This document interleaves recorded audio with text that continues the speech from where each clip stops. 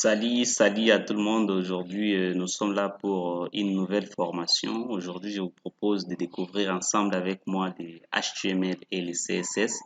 Si vous n'êtes pas encore abonné, je vous prie de cliquer sur s'abonner et n'oubliez pas d'activer la cloche des notifications pour être notifié lors des publications des vidéos que nous aurons à faire après.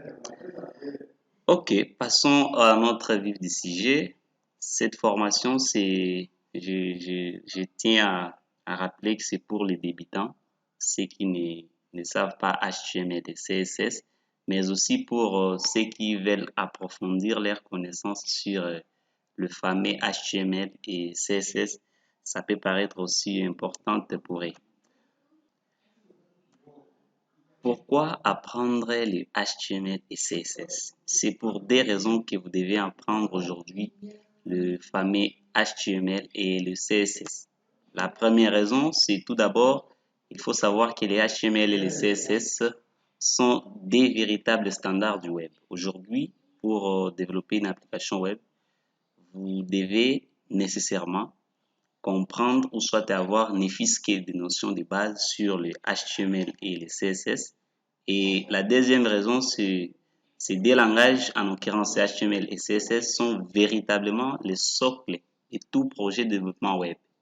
Que vous vouliez créer un site web de telle gestion ou je ne sais pas moi, vous serez obligé de passer par le fameux HTML et CSS.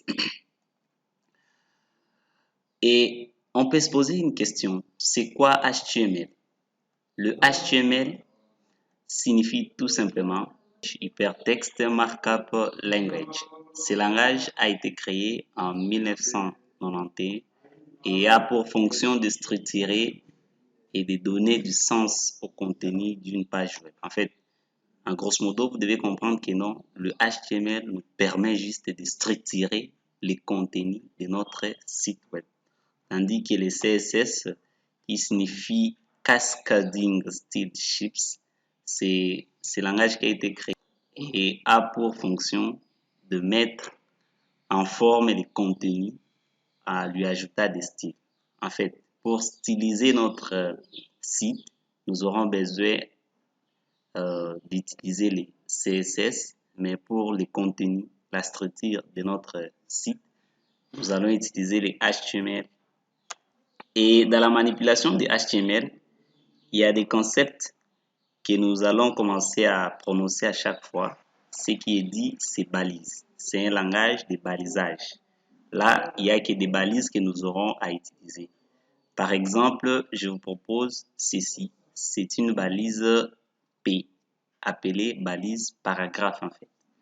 Nous aurons un chevron ouvrant, donc une balise ouvrante, et à la fin, nous aurons aussi une balise fermante. La différence, c'est la balise ouvrante ne précède pas du slash, mais tandis que la balise fermante, vous voyez, avec un slash qui est là.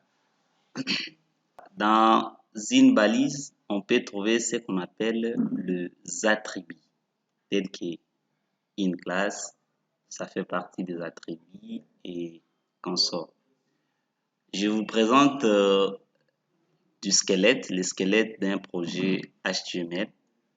Premièrement, nous aurons à écrire les doc type espace HTML. Ce qui décrit juste que non, dans notre projet, dans cette page, nous voulons écrire du HTML5. Et après, on aura la balise HTML qui permet de décrire que non, le contenu c'est du HTML. Dans la balise HTML, nous aurons la balise head qui est là et nous aurons aussi la balise body, ce qui veut dire les corps de notre page. Au niveau du balise head, il y aura d'autres balises, par exemple la balise title, mais aussi la balise meta et consort. Ne vous inquiétez pas, en fait c'est ça le squelette d'une page HTML et nous allons voir en pratique dans la vidéo suivante et nous aurons à expliquer une balise à une autre et jusqu'au bout comme ça et nous allons nous faire comprendre mieux. Et cela est dit, je vous donne rendez-vous à la prochaine vidéo, là où on aura à parler un peu des premières balises